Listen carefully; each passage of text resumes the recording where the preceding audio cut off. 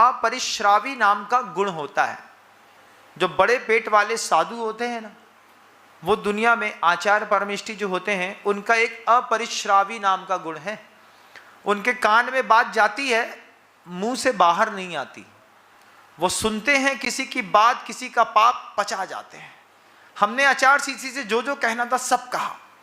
आचार्य श्री जी ने ऐसा, जब कोई अपराध मेरा गंभीर दिखा, ऐसा हो जाता है, आंख खोल के नहीं देख रहे, अपराध मैंने गंभीर किया, आंख गुरु जी की टाइट हो गई, हो जाता है। अब क्या करना है, फिर ऐसा करके 4 से फिर आंख खोलते थे। एक काम करो, 64 रिद्धि के 64 उपवास कर लेना। गुरुदेव आप जैसा बोले। उन्होंने दे दिए, हमने ले लिए। सहजता में 1 साल में पूरे किए। अब अंतर्बल की ताकत भी जगी। गुरु जी से कहा, गुरुवर 64 रिद्धि के उपवास आनंद संपन्न हुए हैं, आपका आशीर्वाद चाहते हैं। हाँ देखो, तुम्हारे अंदर शक्ति तो थी, तुमने प्रायश्चित भी कर लिया, साधना भी कर ली, उपवास भी होगा, तुमने कमाल तो कर लिया। हाँ गुरु जी कर लिया। कन्फेस करना हमको सीखना पड़ेगा। हमको अपनी हिंसा को कन्फेस करना है, हमको अपने झूठ को कन्फेस करना है, हमको अपने अब्रह्म को भी कन्फेस करना है, अपने परिग्रह को भी अपने साधु के सामने कन्फेस करना है। महाराज जी आप बताइए मुझे और क्या करना चाहिए? खुद आके बोलो गुरु से। तुम्हारा गुरु लुटेरा नहीं है, डाकू भी नहीं है। क्या है? वो मुनि है। एक समय भोजन करता है, पैदल चलता है। वो तुमको रास्ता दिखाएगा। इस तरीके से अपनी गाड़ी को यहां से लेके निकलो। हाँ गुरुदेव, यहां से आप जैसा बोले हम वैसा लेके निकलते हैं। जब आप अपने हिंसा, झूठ, चोरी, कुशील और परिग्रह, इन 4 को अपने मुख से खुद कन्फेस कर लेंगे। वैसे तो हम बहुत अच्छे हैं, लेकिन बिच्छू भी बहुत अच्छा है, जब तक उसको ना छेड़ा जाए।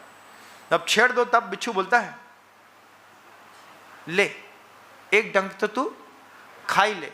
वैसे तो हम बहुत शरीफ हैं, लेकिन जब कोई हमको छेड़ता है ना, फिर हमसे रहा नहीं जाता। तो ये जो हमारी अंदर की आदत है, हमारा सोया हुआ शैतान किसी के छेड़ने पर जगता है, उसको भी कन्फेस करना पड़ता है। एक बार एक महाराज जी पहुंच गए आचार्य जी के पास। आचार्य जी मुझे गुस्सा बहुत तेज आ जाता है। आचार्य जी को पता चल गया था कि इनने गुस्सा भी किसी के ऊपर किया है। तो बोले हाँ आ तो जाता है, तुम्हारी हाइट कम है, मोटाई ज़्यादा है, इसलिए गुस्सा भी कई बार हाइट के चक्कर में भी आ जाता है। तो हमने कहा, हमने तो नहीं कहा, जिस चीज़ की हाइट कम थी वो कहता है। तो चाची अब आप बताइए क्या करें? आचार्य जी ने कुछ नहीं करना है, इस चातुर्मास में नमक और बूरा दोनों नहीं खाना है किसी भी कीमत पे। अपने आप गुस्सा 4 महीने में चला जाएगा। और आचार्य जी बोलते हैं, वो कुछ बोलते उसके पहले ही गुरु जी ने कह दिया, कायस्वर कर लो, 4 महीने नमक और बूरा में हाथ नहीं डालेंगे, कोई नेचुरल स्वीट्स भी नहीं खाएंगे।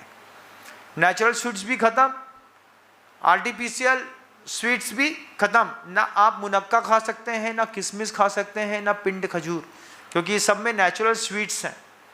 4 महीने में आदमी बिल्कुल सरेंडर हो गया।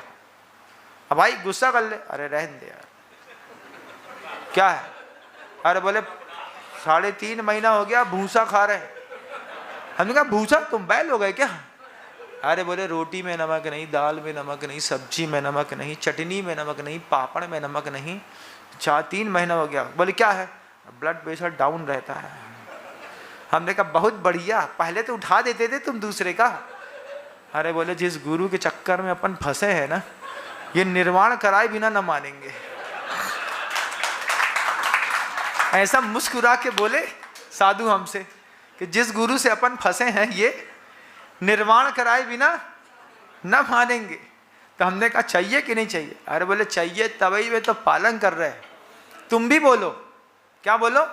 कि हम ऐसे गुरु के चक्कर में पहली बार फंसे हैं कि ये हमको दिगंबर बना के छोड़ेंगे। हाँ